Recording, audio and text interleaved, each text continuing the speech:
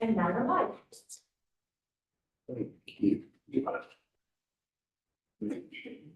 What here? This is best work. Okay. The one that's right here. BSJ. I gotta get Right there, that's you left one, that's best work. It's so weird. I think this is the slapstick comedy on the entire conference, right? So, I think we're live. yeah, Okay, you wanna kick us off? so I was still was looking at this to figure out we are live back in the conference committee on 454 on May 30th, Friday, May 30th. We have, Can I say something before we get started with proposals? I'm sorry. I spent our interim time, meeting with JFO and Professor Colby and APA and some folks in the administration and just, really like had a few meetings like this, but really just trying to get everyone on the same page about the assumptions as numbers are being compared. And I think they're getting much closer to understanding each other's assumptions and sort of,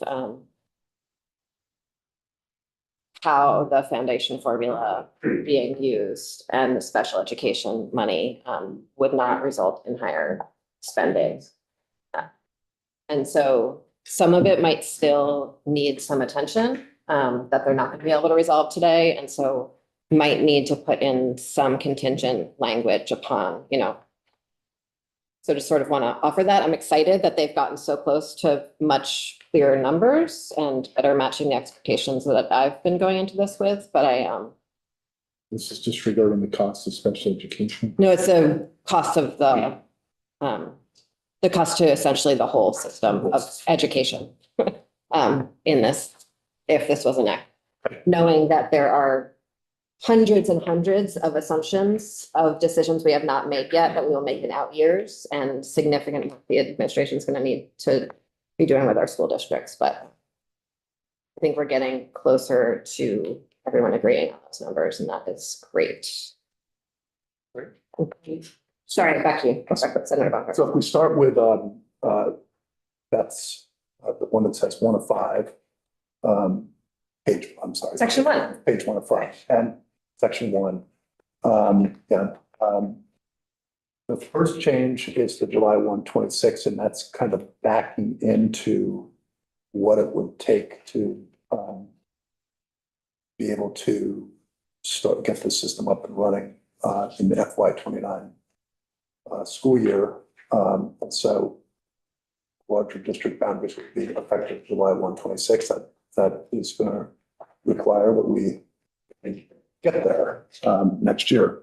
So, and then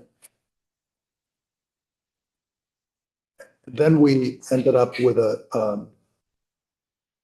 on page 2, and I think that the word March is a bit of a placeholder, but because we're talking about a special election in March of 27 to get the system up and running. That does not presuppose that's where we're staying. I think we've all heard the Secretary of State talk about how the November elections would make more sense on an ongoing basis, but to back into getting this thing up and running, we began to think that having a special election was probably the way to do it. The Secretary of State could get out the ballots, and so that's March or April, frankly, at 27, something like that. And then the July 1, 28 date, new school district assuming responsibility. So up and running on July 1, 28. So then on page 3, this is the section we've been kind of talking about on and off, notwithstanding subsection. Oh, it's just page 3 of your, sorry, can you give it a second? Yeah. Actually, we could also have that come up in the series. Why don't we do that? So I feel we should do this. What? Sorry. We can have Beth walk us through the changes. No. So on her. Up to you. Yeah, let's do that. Page 1 of 5, and we can St. James Office of Legislative Counsel. Would you like me to share my screen? Sure, for the public.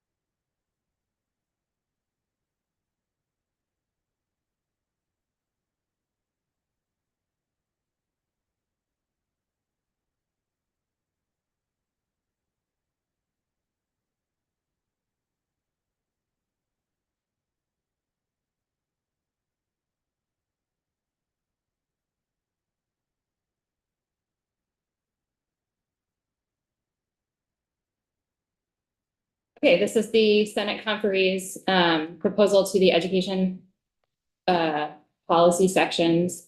If the language is highlighted in yellow, that means it is proposed change to language. If the language is not highlighted, it is my understanding that that language has been agreed to tentatively. Section 1, just to orient you, you can see that I have referenced House Draft 4.1 and the corresponding page numbers. So I didn't notice that before. Thank you. That is so helpful. You've already gone over Section 1. So the next change that is being proposed is to Section 11, prohibition on school closure and transition to paying tuition. That corresponds to House Draft 4.1, pages 36, should be 37, not 27. No changes are being proposed to subsection A. Subsection B is new. Notwithstanding subsection A, if a school district closes a public school in a geographically isolated area as defined by the State Board of Education, or the school district is adjacent to a school district that tuitions its students in the same grades as the closed school as of July 1, 2025, the school district that is closing the school may tuition its affected resident students. So this is a departure from the language that you previously proposed and that we mostly accepted, other than throwing in a state board check. Could you talk a little bit about what's changing? Well, we were trying to narrow it, to tailor it to, at one of our meetings, you all had mentioned the possibility that, you know, one district could do this and then neighboring district and neighboring district. And we thought that was a good argument. And so we were trying to, you know, narrow it down by including this date as of July 1st. So, for example, I don't know, if Twinfield decided to close Twinfield High School, they would not be able to take advantage of this because they are not adjacent to town that tuitions their high school grades.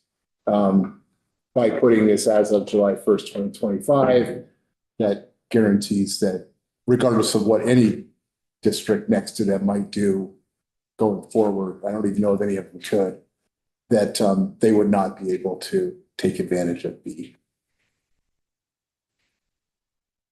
Okay. Maybe give me an example then of one that could. And Okay, one that I'm familiar with in my area is, for example, Danville. Danville is adjacent to Walden, it's adjacent to St. Johnsbury. Hypothetically, if Danville decided to close their 9 through 12, since they're neighboring those two adjacent districts, also tuition 9 through 12, then they would fit into B. They would satisfy the second part. I don't think they would be determined to be geographically isolated. I think if geographically isolated is Canaan, something along those lines, yeah. okay. This seems like an expansion of what you proposed before, not a narrowing of what you proposed before, but it's adjacent that feels like narrowing, or the same. Well, we first one we came out with adjacent as an idea. And then The second, we talked about the idea of is in close proximity, which recognizes not a legal definition. And that didn't seem to, maybe there was too much vagueness in that. And so, and there was also the comment, I can't remember if it was after the first or second, about the, we don't want to set up the situation where it kind of unfolds over a larger from town to town type of thing. Did I imagine that? I don't remember anyone saying Yeah, and I didn't understand the concept. I suppose, I mean, I thought I heard somebody say, well, what happens if they do it and then the next down and the next down? Yeah, you can address that issue. Yeah, and I was, I okay. did. Somebody. Yeah, I Somebody definitely did. did. Anyhow, whether you did or not, I think it's a fair point. And so by putting this as July 1 of 2025, that would block that possibility from. A domino effect. Yeah, which was not what we were intending to do anyhow, but I think that would clearly prevent that from happening. Also has the advantage of just being simple. Sure. I mean, it's very narrow. This would only probably, I don't even know if it would apply to a handful of towns in the state of Vermont. So then, not much different here. We'll just keep going with, oh, I'm sorry. Yeah, yes, Sure, either. yes. I mean, I can think of dozens off the top of my head. But maybe I'm misunderstanding your language. Okay, yeah, I don't know Wyndham County as well as you do, obviously. Or, I mean, Wyndham County has some of the lowest tuition in the state, so that's why I'm like, if I can think of dozens off the top of my head, I'm extrapolating that there must be dozens more that I'm not thinking of, but we can look at a map Okay. at some point. Well, let me just ask this. If, is Bennington adjacent to Manchester? No. But what is? Arlington. Arlington. So this would say if Arlington closed its high school because they're adjacent to a non-operating high school town, that they would then become a tuitioning town as well. no, they could, they wouldn't have to. Yeah, they could go the Yeah. other direction. Yeah, they could come part of Mount Anthony Union, or I don't know what else is. Yeah. No, this would It's a not, little hard to sort of get a grasp of. Yeah, sure. Serious understanding of. but it's not, Patients. it's not meant to force a school to do this, or a district to do this. Yeah, it's. And, sorry, Moving on to section 21, which corresponds to House Draft 4.1, pages 52 to 53. The amendment to section 828 and Title 16, tuition to approved schools. The proposal here is to remove an independent school meeting education quality standards as an eligible school for tuition purposes. And also to require that at least 25% of schools, approved independent schools, Vermont resident student enrollment is composed of students attending on a publicly funded basis. And how is that different than the original proposal? this Wait. was, Oh, this is just back to your original proposal. No, EQS. oh, yes, I'm sorry. So the only change is that you would eliminate an independent school meeting education quality standards. That's great. No. Not part of the original Way proposal. to gain What? tuition. it's current law. Correct. Yeah, it's, Do you know how many schools that eliminate? that, Doesn't eliminate any, it would per se, it would just Block. be a way, it would keep other schools from using that as a way to, because the whole point here was to narrow it to those areas where it's integral. This would keep an independent school in a different part of the state from being able to receive tuition via the vehicle of meeting education quality standards. It actually narrows. so just think of an example. The Waldorf School, I think, which is in Shelburne, which I think is an approved independent that receives tuition. According to the, they would no longer be able to accept public tuition because they are located within a district that is fully operating. Okay.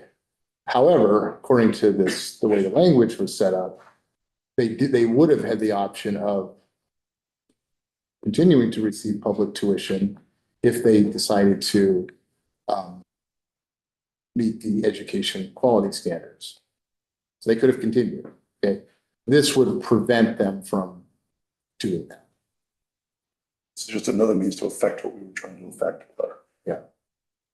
Okay, now, this is challenging, because not really sure what the implications are on actually schools that are independent schools by virtue of being, meeting educational quality standards. Yeah, it would block them from using that mechanism to come back in and qualify. Yeah, I mean, it ties to other things. There are certain benefits that come along with being in. Oh, yeah, it's a decision that there's other things that go along with it. Yeah. Do you have a sense of the tie between, can you speak to the tie between the other benefits that go along with being an approved independent school based on EQS? I don't think that I would describe it as benefits, but I can describe what would be required. So currently, education quality standards only apply to public schools. And those are things like meeting all of the state board requirements for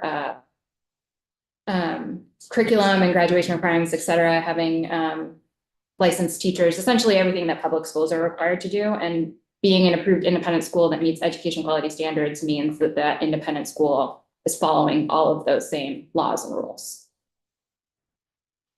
Wouldn't mean they couldn't still do that if they want to, but it wouldn't be a means for staying in an independent school. They have to meet the other thresholds that we set up. Yeah.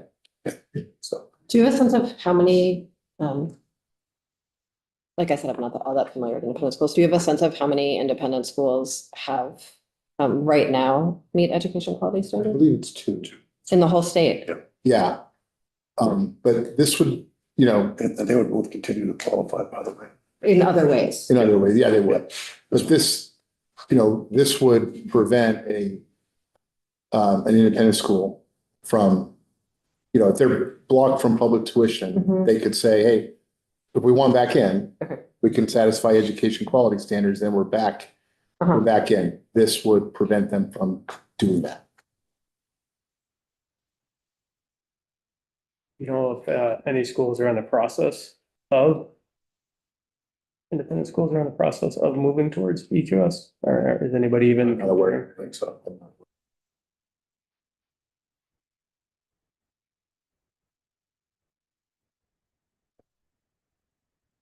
Section of that.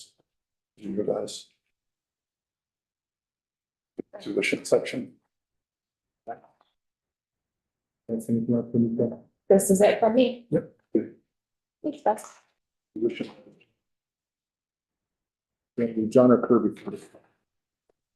I think we're going in order through the bill. It would be section 27 before section 60. Perfect. So, John.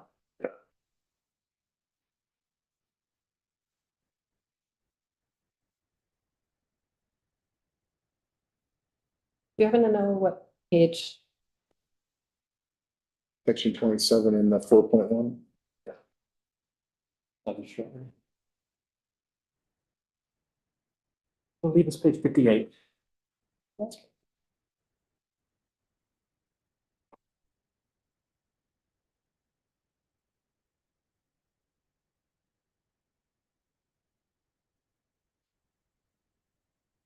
Hello. John Gray, Office of the Council. And there we go. I don't have as useful of like page annotation, and I have a much thinner header. But my doc is 30 pages long, so put some more things here. So the first section we're talking about here, this is going to make more sense when we come to later sections, but section 27 is your tuition section. And the way that it's been talked about colloquially is money following the student, right? So this is districts sending to receiving schools amounts equal to the base multiplied by the sum of one and any weights applicable to that student.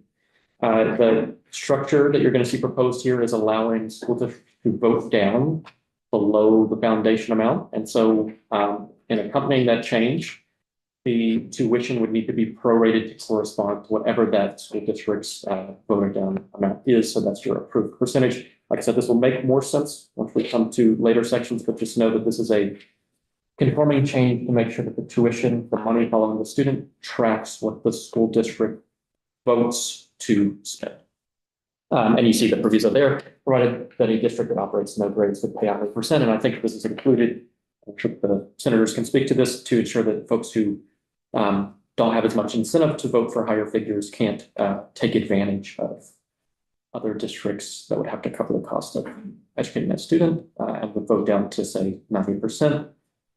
Because they had no incentive to. Does this also apply to the transition period? There would be no transition. Ah, okay, I will wait. You said to wait, and I will wait, John.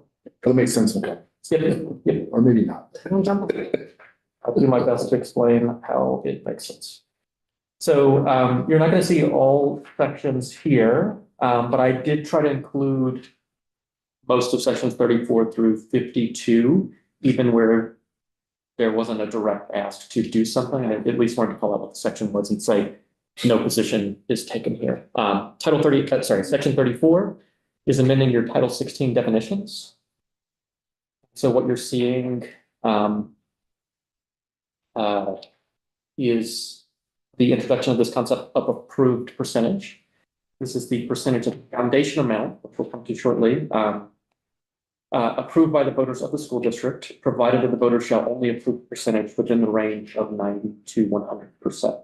So this is allowing a school district to vote down below that foundation amount, down to 90%.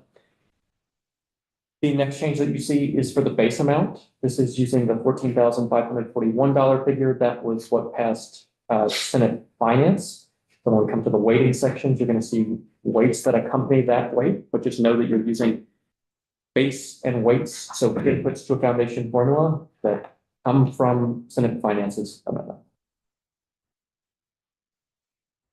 Quick question, I'm sorry, you may have just said it. So 14,541 is 90% of. No, Okay. nope. And this is, just to note, this is well outside the bounds of the two proposals that are on the table. Yeah, and I think, Just. Yeah. Need to say it. You may feel that way throughout 30 pages. Thank you, John. It's also not the first time we've done it. Just trying to note it whenever we are. So I'm going to describe 19 first, and I'll come back to what the EOP is in this concept. So 19, foundation amount, that's the base amount multiplied by the school district's weighted long-term membership. In the concepts that we've talked about up to this point, that would typically be your EOP, but because we're building in a concept for payments up to school districts that would reflect a voted percentage, the foundation amount is now that figure. And so your EOP is still the payment to a school district, but what that is it's the product of that school district's foundation amount, so base times weighted long-term membership, and the approved percentage, which is giving you that, say, 90% of the foundation amount, if that's what the school district so voted, 95, whatever it might be. Section 34A. Wait, one more Yes. time.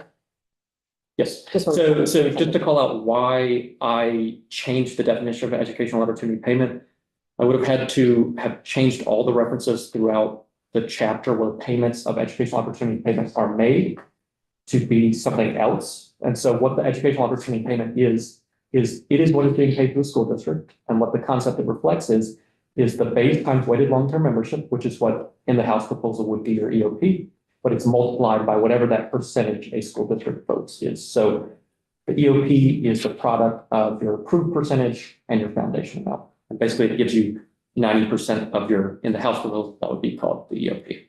Does that make sense? And the foundation amount is what we used to call the EOP? Yes, Thank you. exactly. Yes. Section 34A, this speaks to the transition question. And so what you're going to see here is that the approved percentage range, as we just talked about, that approved percentage range was 90 to 100% rate. And what you're seeing is in the first years of the rollout, and just note here that this begins in FY29. So it's a different timeline than the House has been talking about.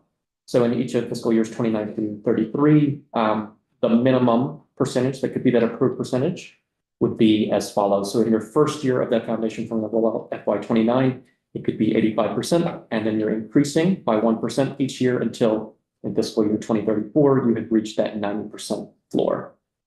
So this is a transition mechanism for the lower end of the how you're paying out educational opportunity payments. Senator Barngertz, I don't want to jump the gun too much, but are you then adding sort of a 15% transition mechanism on the other side as well?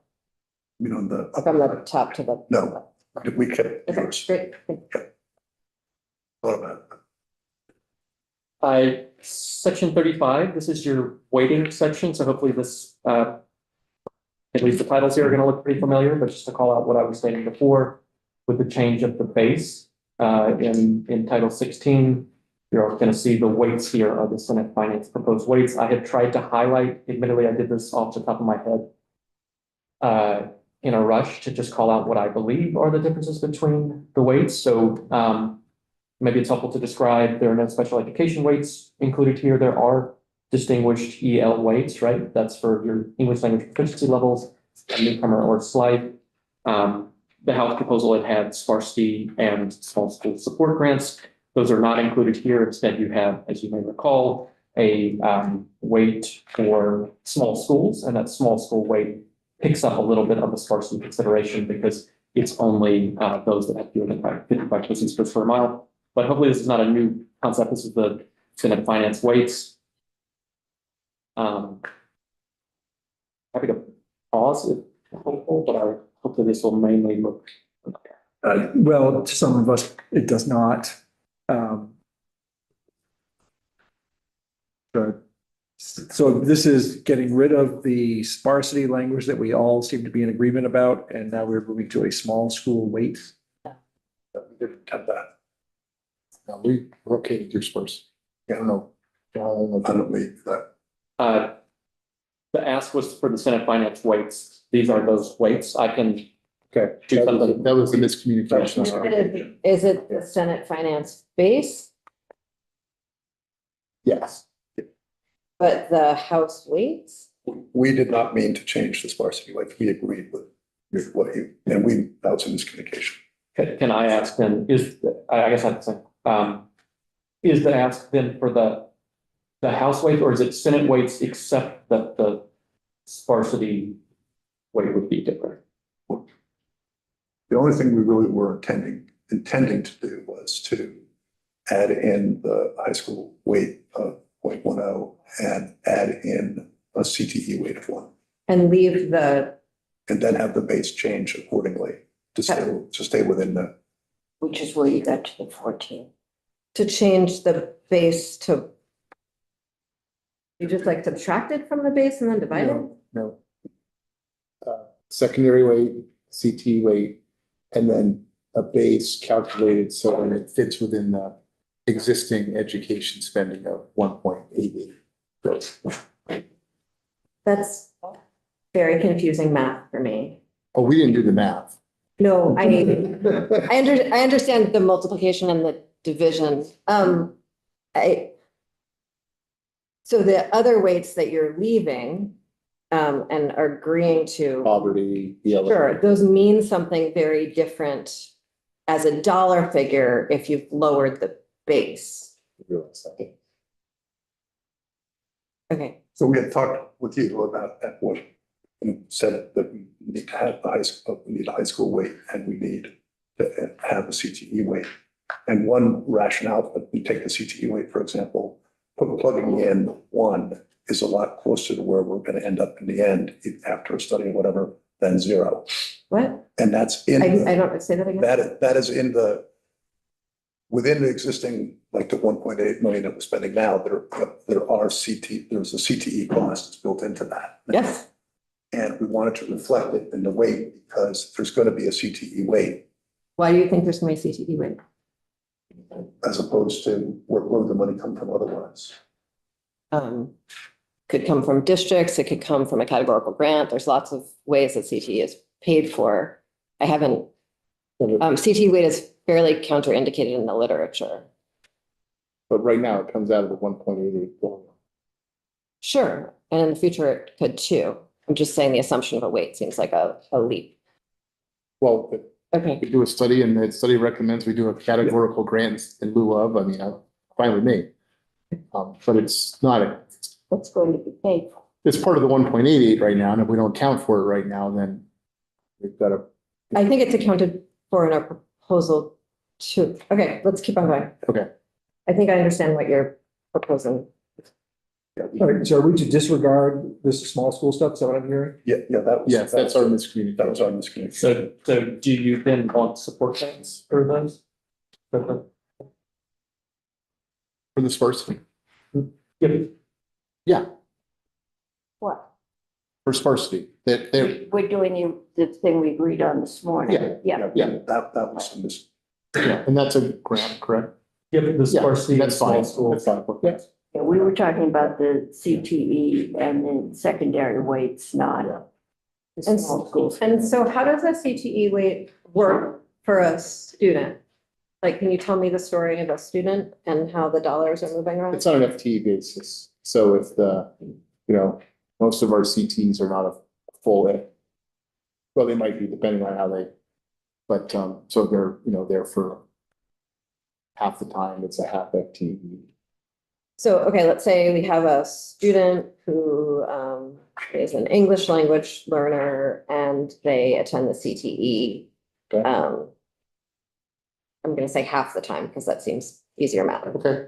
What is the English, are you taking, how would the dollars get divided up? Okay, so in that case, where for kids, say, the kids at, South Burlington High School. Mhm. Is an English language learner, and a, CTE student and they spend half the day at, Burlington Mhm. School District.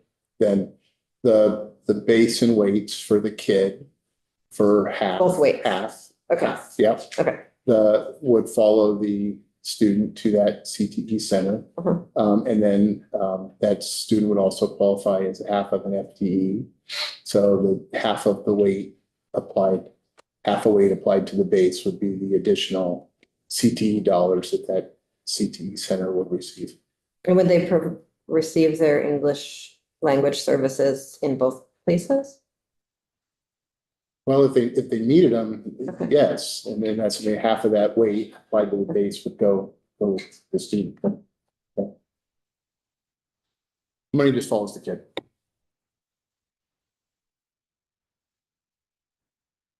I just want to make sure I'm clear. You're saying a CTE weight of 1, meaning that student is already a 1 and should be additive of another 1. Additive.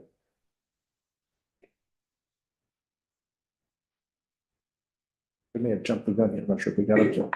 Slide. Continue on, please, John. Let's do it. All right. Probably not going to be especially useful for me to go through this section then, so I will, but you can see here that the EL weights are those, the House had, which is ultimately where Senate Finance had ended up, including the newcomer slide as well. We can ignore the small school piece. I did want to flag just, I think this is especially What page are you? Sorry, I can see 10. Thank you. Mhm. In the House proposal, this subsection F would be at the end of the weighting section and describe the determination of educational opportunity payment. And that would be your base times your weighted long-term membership rate.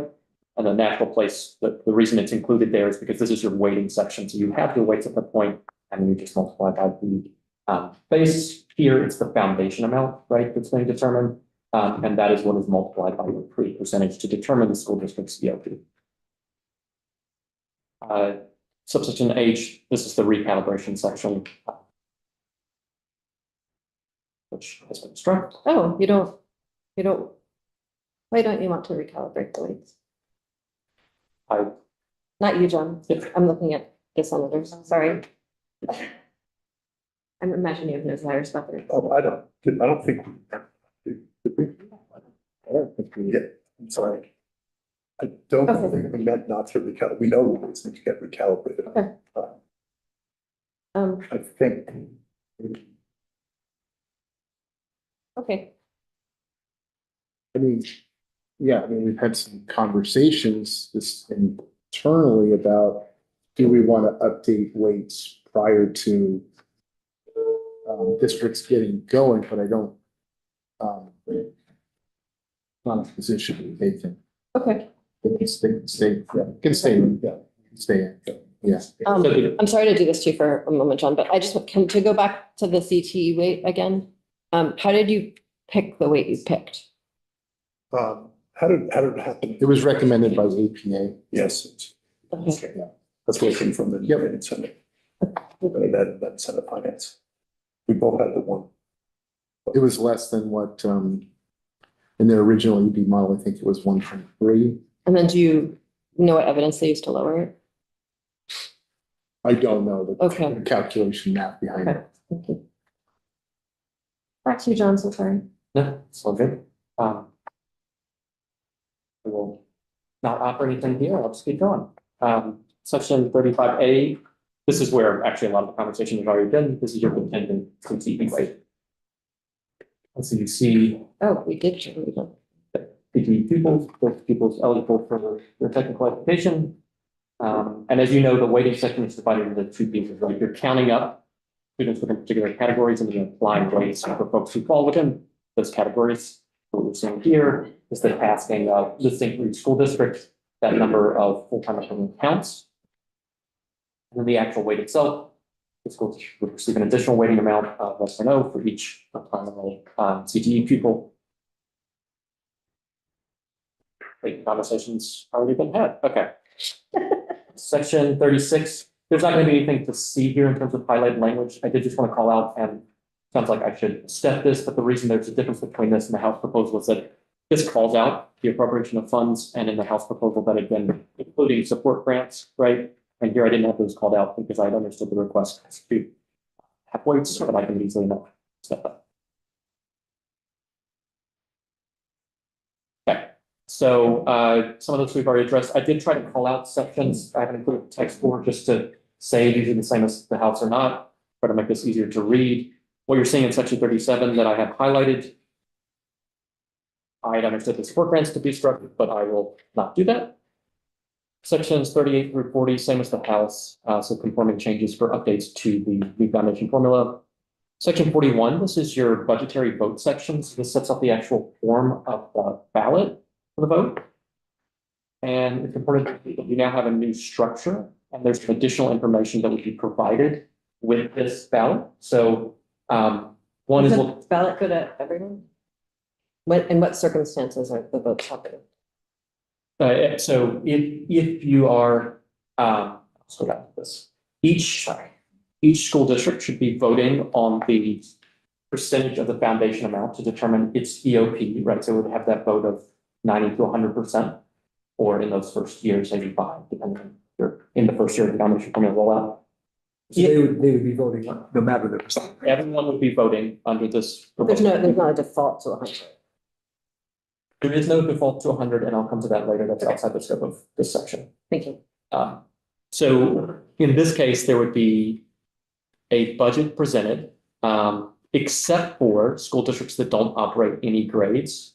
We talked about before that tuitioning section and how we weren't going to, the proposal was that you would prorate for whatever the approved percentage is, but that if you're a truly non-operating district, you would have to provide to a receiving school 100% of the base amount. And so those school districts are not voting. Everyone else is voting on the approved percentage. And so what you see here is a ballot that would. Can you explain that a little bit? I mean, in this context, sometimes I think of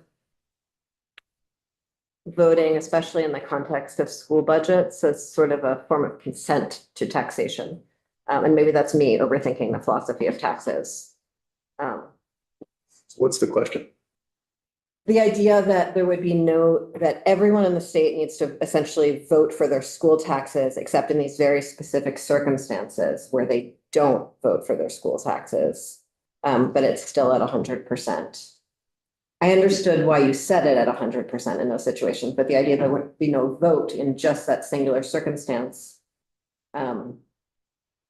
strikes me as confusing. I'm not sure I remember what. Yeah. So I think Senator Beck was the one who I first spoke with about this, that, I don't know if you want So do you have an answer, Senator Beck? Well, I'm not sure I understand the question right now. Can you?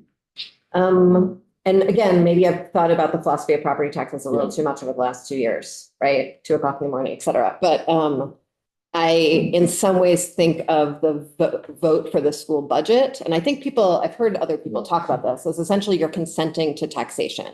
You're consenting to that property tax rate.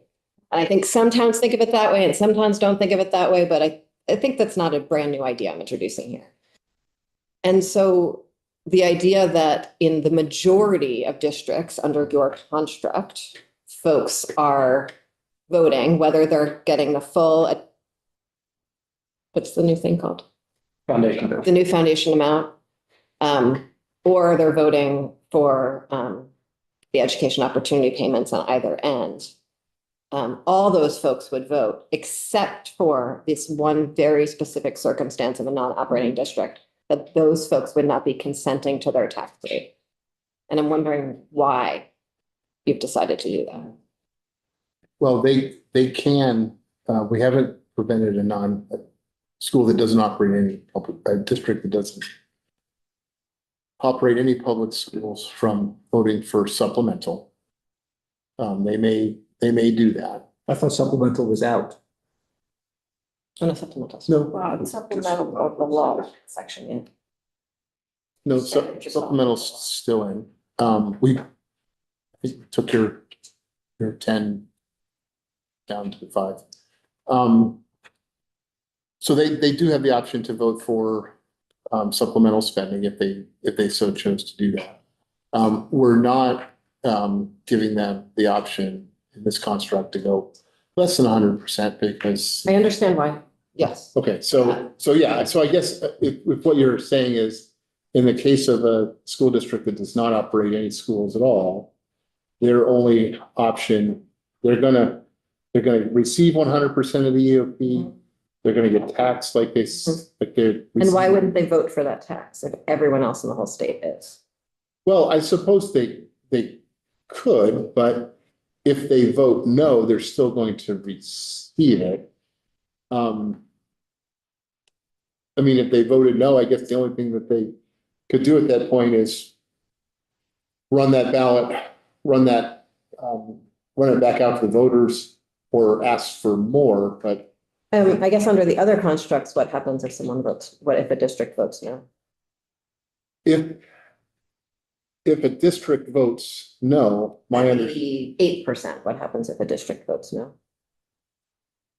Well, let's talk about when we get to in perpetuity. Okay. Let's say a district doesn't vote, or let's say a district cannot pass a ballot item. Then they would receive the minimum percentage of EOP until they can pass. They wouldn't get 100%. No, I was thinking logically. they would get the lower. That's my understanding. Okay, That's how it's Yeah. actually. We're asking what the interim or fallback rate is if you don't pass the if you budget. don't pass the vote, not. Yeah. you get the full EOP, right? 90%. No, you get 90%. If you can't pass it, let's say you go on the ballot and you can't pass 100% or 98% or 92%. But if you're a fully tuitioning district and you can't pass a budget, you get 100%. You don't even have to vote for the 100%. You don't have to. They just get that. But you could vote for 100% if you decided to run that vote in your town. You Because if could. I could only run every 4 years, I probably wouldn't run every 2 years. I get it. No, I mean, that district that does not operate any public schools, they are going to receive 100%. It would not require I don't think it would require a vote of the town. They're going to receive it. The only thing they would vote for, if they chose to, would be to vote for supplemental. Okay, I think I understand now. Thank you. All right, I'm going to jump back in. The construct I thought we were thinking here that you were proposing, and just looking at your quizzical look, and maybe we might be on the same page, was that you were voting as to whether you wanted to have a lower amount, and if you Right. voted no, then you got 100%. My interpretation is you vote for whatever percent you want. You want 100%, you got to vote for 100. Why don't we just go to current law then? That changes. Yeah, I thought you don't vote, you get the foundation formula, you don't vote on whether or not you want the foundation formula. The state has taken control. We are going to raise the money, set the tax rate for the foundation formula. We're trying to find a way for those financially poor towns to spend less. And I absolutely appreciate that. Or the towns, this is the shock value, the towns, if we do this right, nobody's gonna have a problem when we get to the end, but to vote to spend a little more, or you put in a bond vote, or you ban uniforms, whatever. Need to pave the parking lot.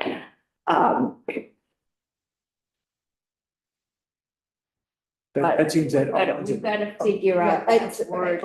I also don't think that was the main point here. The main point was just having the option to vote low, like. Okay. Exactly how. The details What the, matter. I understand, but what the Okay. default is something that it's not like, we can talk about that. Okay, That was not the point. okay. But in the language that's drafted, John, it's, you can't pass 97%. And the district's going to receive 90%. That's correct. Until or if they pass a budget for. Unless they're a fully tuitioning district. Unless they're. Okay. And it's, That's good. Okay, great. Let's, That's the language right now. okay, let's keep on trying to understand what else is in here for all of us. Okay, so what would that vote look like? The first of these is your vote on foundation amount. So it would pose to the voters, do they approve to expend a particular percentage of the foundation amount, right? So they're voting on a percentage. That is what the school board is determined to be necessary for the ensuing fiscal year, and which equals, and they would spell out what the explanatory amount is, but the direct vote is on percentage of the foundation amount. And the reason for that is because the tie is between the percentage you vote on your foundation amount and the percentage of the homestead property tax rate that you pay. And so what you see in this next paragraph, district estimates that this proposed budget, if approved, will result in a homestead property tax rate of whatever it might be per $100 of such education property value, which is, and it would be the same percentage of the uniform homestead property tax rate. So if you voted 90% of the foundation amount, you would receive a homestead property tax rate at 90% of that uniform homestead property tax rate. If you vote 95%, you get 95% of the homestead property tax rate, 100% uniform homestead property tax rate. That's it. And Senator Cummings? So in other versions of both what the administration gave to us, and I think what we all voted on, the homestead rate and the non-homestead rates or rate, depending on what proposal you look at, are all, we've really like corrected things so that they're all moving together. What I see you doing here is deviating in that the homestead property tax rate would be higher than the non-homestead rate or lower than the homestead rate, depending on this vote. Is that what is happening here, John? It could be. It would depend on the relationship between the uniform non-homestead and the uniform homestead. So there would still be a choice as to how much liability is assigned to different rates. But At a state level? yes, but you're correct that depending, like if you, let's say they were set at the same, or then you would have an effect. You could move below the threshold if you voted down, right? Again, is an attempt to help the towns. Mhm. And when we get there, there may be a few of the poorer towns that in order to pay that statewide base rate are going to be severely strained. And I think what we're trying to do is find a way for them to reduce their rate. I really do appreciate that effort so much. This is a lot of very brand new policy and significant deviations from what's been discussed previously at this point in the day. So I'm gonna try to chill in my questions and let John explain them. I like that, but I like I like everything. All right.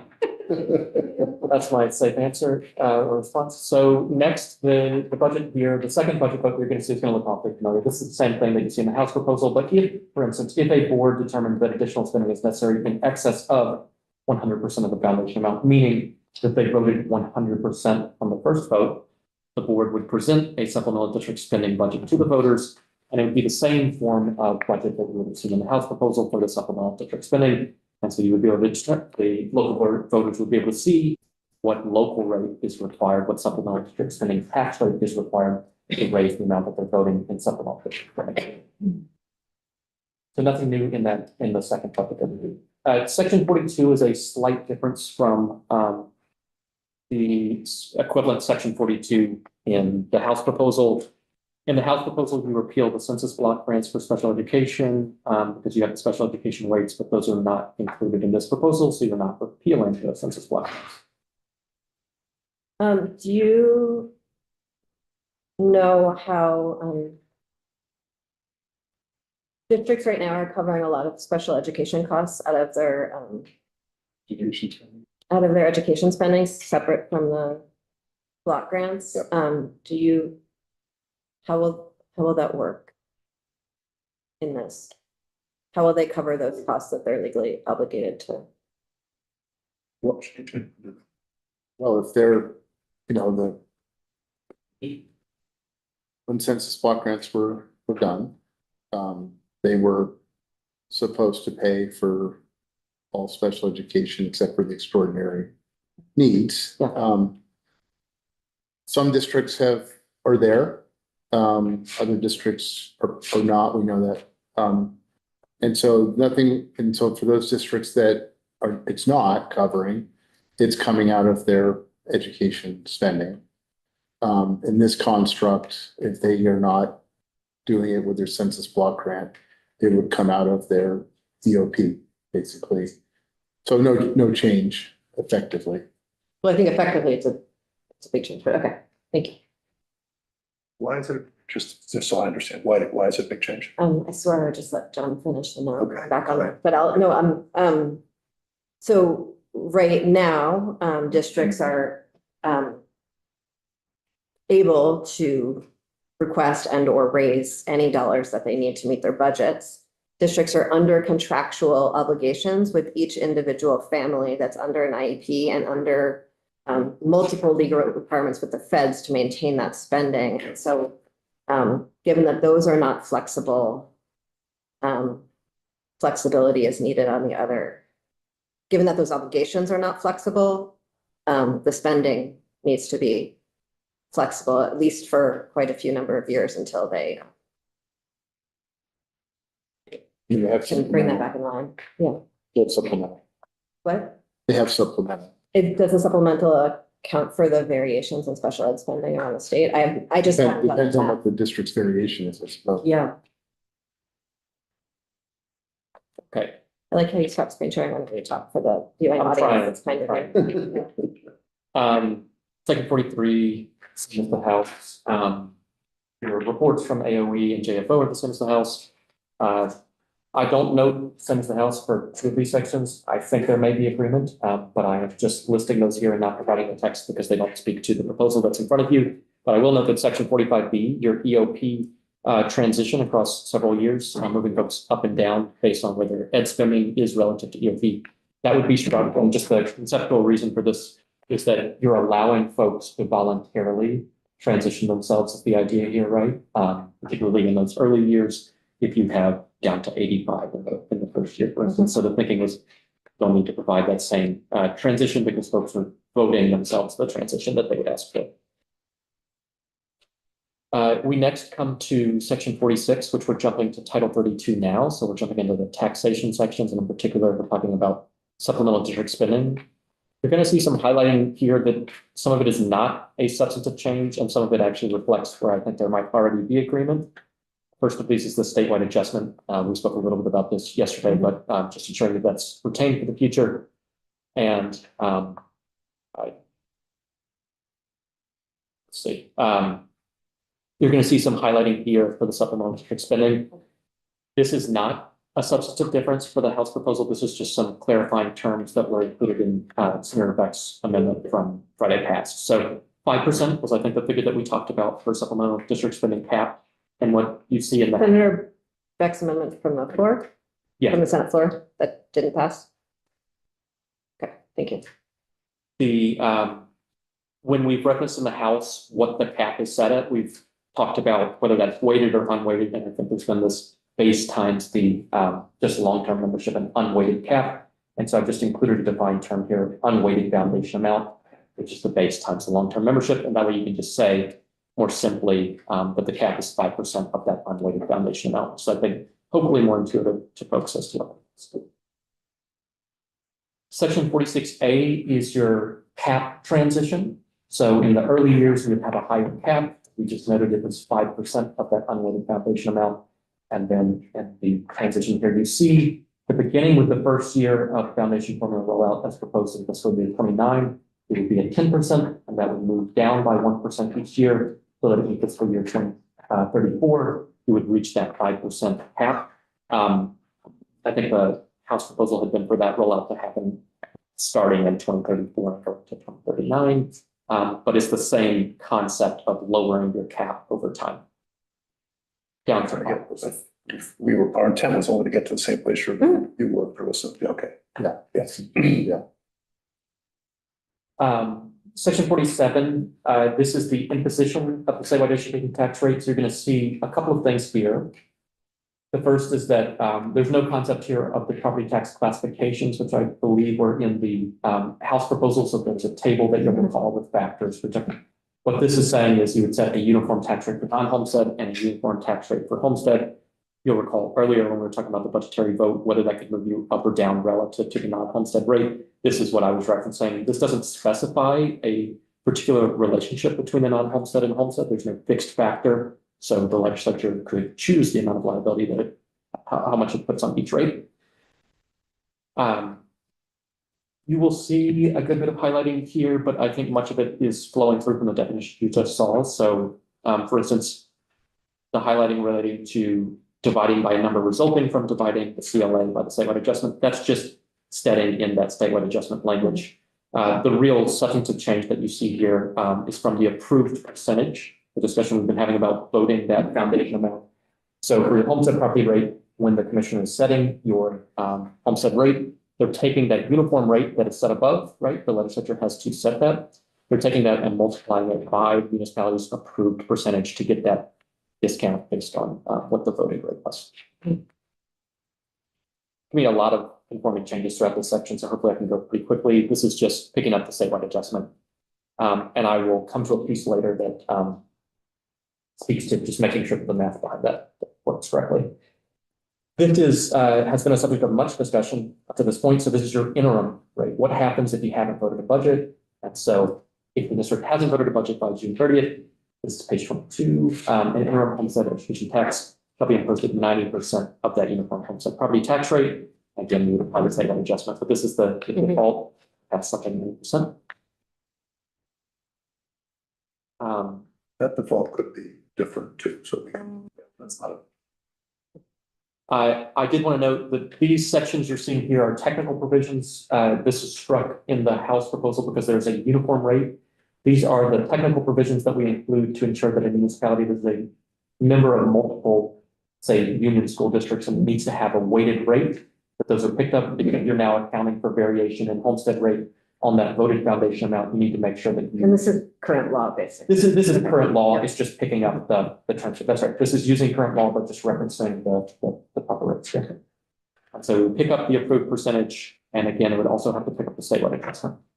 I'm going to ask that when the clock strikes 4, we take a 15-minute recess, please.